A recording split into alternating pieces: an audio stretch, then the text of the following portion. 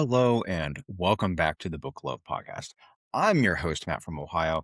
And lately I've been working to slightly revamp the podcast. I'm sure you might have noticed the brand new intro, and I did outros and transitions as well. But I've also been working on creating new content offerings. Um, One such content change that I've decided to make is in regards to how I do book reviews.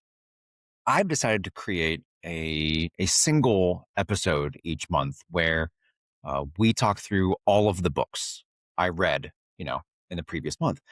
This way, you can get a taste of several books at once to know if you want to add something to your TBR or not. And then you don't have to listen to me spend 20 minutes analyzing a book. And don't get me wrong, if it's a 5-star or something groundbreaking, I'll still do that. But today, we are going to be looking at every book that I read in May. What you will be able to expect from episodes like this is when we go through each book, we're going to talk about the title, the author, a spoiler free synopsis, my opinion after reading it, and like if I think you should read it, if I recommend it. And each book would be roughly 5 minutes. Now, that being said, this past month, May of 2026, I read 4 books. So here, 2 mysteries, 1 dark fantasy, a literary fiction collection, and 1 ancient Egyptian mythological retelling. And I'm going to go through them in the order in which I read them. So let's dive in. The first novel I read in May was a borderline cozy mystery titled Last Dance Before Dawn by Catherine Shellman. It is the 4th novel and conclusion to the Nightingale Mysteries series, which is a mystery series set in the vibrant, gritty underworld of like 1920s Prohibition era New York. Specifically, Last Dance Before Dawn sees our female main character, Vivian, and the Nightingale itself being accosted by a Moriarty type mobster figure from out of town who is on the search for someone named Hugh Brown. And as people begin disappearing or even turning up dead, Vivian knows she needs to figure it out if she wants to save her family, her found family, and the Nightingale itself. Now, Becca rated this book as the best of the entire series, and I was hard pressed to decide if this book or the first book was my favorite of the series. And ultimately, my tiebreaker went to the whole magic of world building and the magic of the first book. But I do think that this was probably the best story of the entire series, and I rated it at a 4.5. Now, if this is something that strikes you as like a must read, which is what Becca said that they are, please do me a favor and check out the Nightingale Mystery playlist that I'll link here or in the description down below somewhere. It's a series of episodes for the buddy read that my sister-in-law and co-host Becca and I did for the entire series.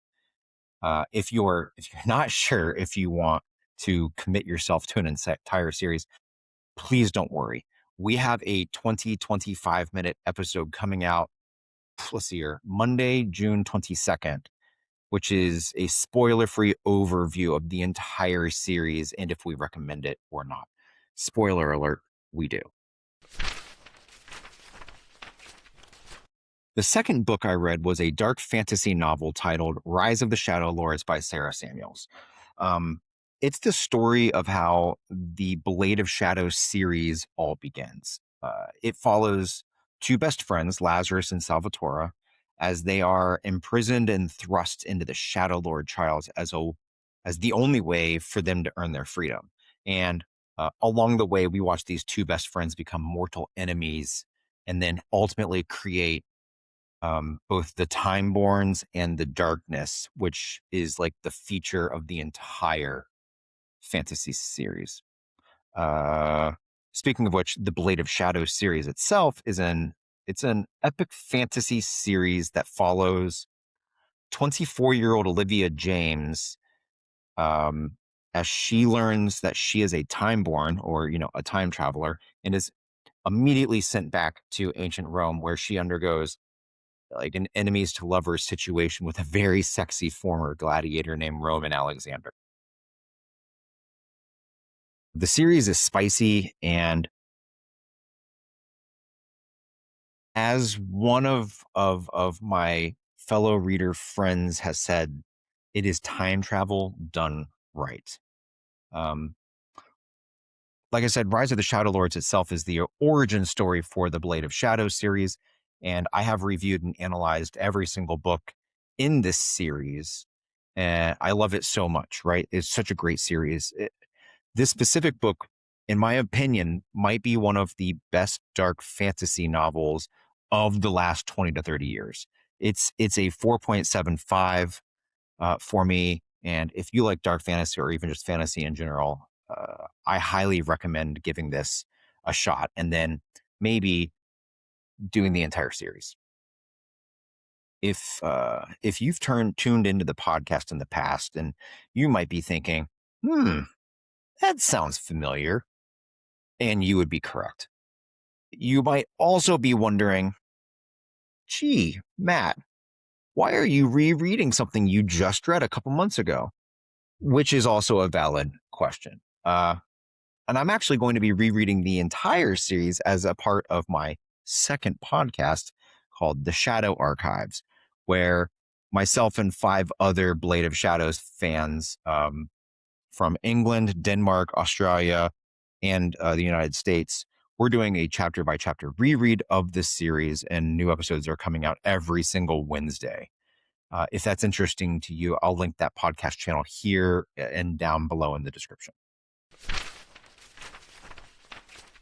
The third novel I read in May was Isis of Egypt, Goddess of Thrones by author and ancient history scholar Milena Evans.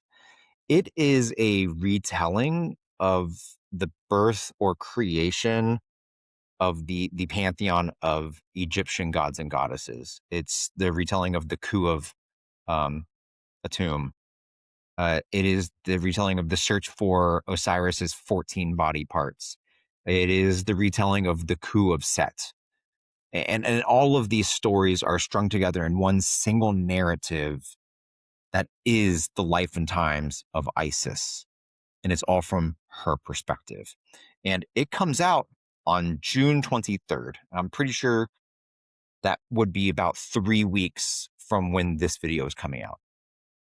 Now, some of you may know that I have a little bit of a background in studying ancient philosophy, you know, and I did a lot of Latin and Greek studies and the classics around them.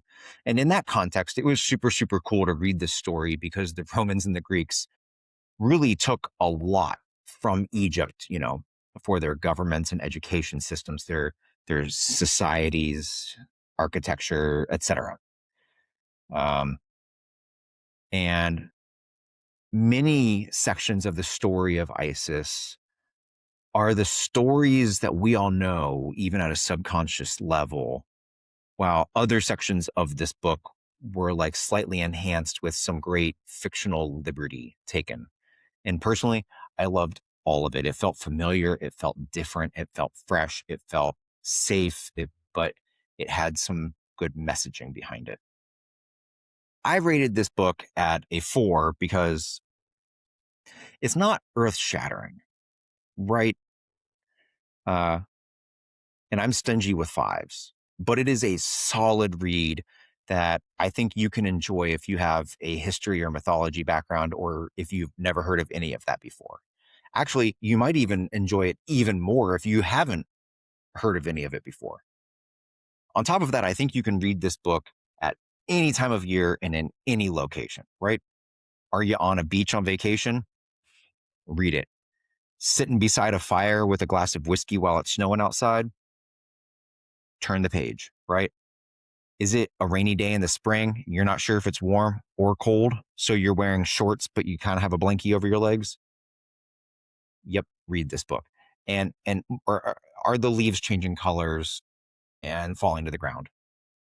Put on a flannel shirt and read this book. It's great. I recommend this book to just about anyone for real. And on top of that, Milena Evans is a fantastic storyteller and makes this 10,000-year-old plus tale feel fresh and modern while still staying true to the myths. Listen, I received this as an advanced reader copy, um, but I enjoyed the book so much that I reached out to the author and was able to have a conversation with her about ancient Egyptian mythology and feminism across time. So please stay tuned for that interview, which is scheduled. I think it's coming out Monday, June 15th, which is 1 week before her book is published, which gives you all plenty of time to pre-order. The fourth book I read last month was a literary fiction collection of short stories called Breathing is How Some People Stay Alive by Canadian author Alison Gadsby. This collection really surprised me. I went into it thinking I was going to be reading stories about life and society with a pretty hardcore feminist bent, but the stories themselves actually kind of oscillate between psychological horror, existential absurdity, and even some sci-fi elements that feel like way too real. The stories, they feel like snapshots in time. Because they don't often have resolutions, just like our real lives. They follow children from broken homes, sometimes the parents from those broken homes. They follow childless adults striving to find meaning in a meaningless world, um, elderly individuals losing their minds, and everyone in between. But behind those moments and stories, I read subtextual messages about the patriarchy, grief, childhood trauma, intrusive thoughts, and many more things. And hovering around all of it is this idea that if we only better understood or had any notion of what others might be going through, maybe maybe we could live in a more empathetic and forgiving world. Maybe. The collection, it's a bit dark and it's a bit twisted. Honestly, it's not for everyone, but it was certainly for me, and I did rate this at a 4.5. Um, I see a lot of Bret Easton Ellis in these stories, um, and how the writing style is sort of, it's blunt, it's a little bit clipped, it's quick. Um, it kind of feels a little bit like Less Than Zero meets American Psycho, but like from a female point of view with a little bit more of a feminist agenda. Um, so if you can stomach psychological horror and a sense of apathy or despair, I 100% recommend picking this up. But if that's not your cup of tea, I completely understand. I graciously accepted this book as an arc as well. But I received it a couple months after the book was released. So you can go find this book right now to read. And if you're still on the fence, I invite you to listen to my interview with the author, Alison Gadsby, which is coming out on Monday, June 8th. So 1 week from when this episode you're listening to was released. And in that conversation, we go in depth, y'all, about childhood trauma and the patriarchy and intrusive thoughts and postpartum depression and amongst other things. The final novel I read in May was another mystery. Yeah, that's right. I bookended my month with my favorite genre. It's called The Book of Cold Cases by Simone St. James, and I found it in the Get Lucky section at my local library. And because of that, I thought I was taking a chance on some unknown book, but I very much now know that Simone St. James is quite the famous mystery writer, and it is well deserved, right? The Book of Cold Cases merges mystery with true crime with paranormal. It follows a 29-year-old female main character named Shay Collins. She is a true crime blogger, and she almost randomly gets the opportunity to interview a woman named Beth Greer, who um, was accused of, but ultimately found innocent of being the serial killer named the Lady Killer.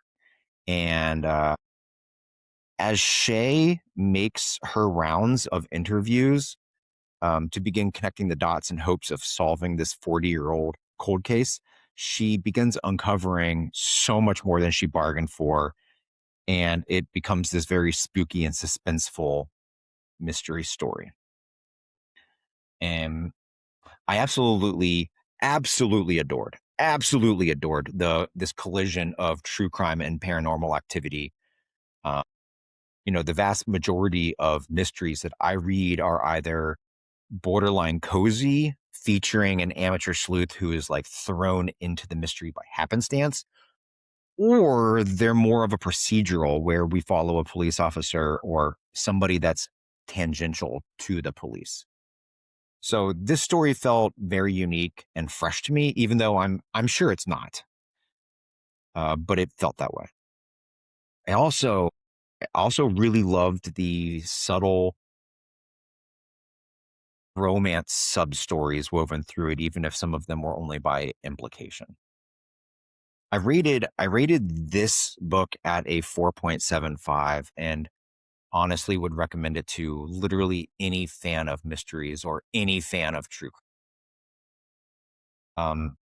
I can tell you that it gets tense, but it never gets too graphic. I would recommend this to Becca, who does not like graphic gore stuff. Um, I think it's that good. And I'm pretty sure that I'm going to have to read more Simone St. James novels. So that's my reading wrap up for May of 2026. Um, just, I guess, in conclusion, I read a cozy adjacent 1920s Prohibition mystery, Last Dance Before Dawn by Catherine Shellman, a dark fantasy origin novel for the entire epic fantasy series called The Blade of Shadows. That book is Rise of the Shadow Lords by Sarah Samuels.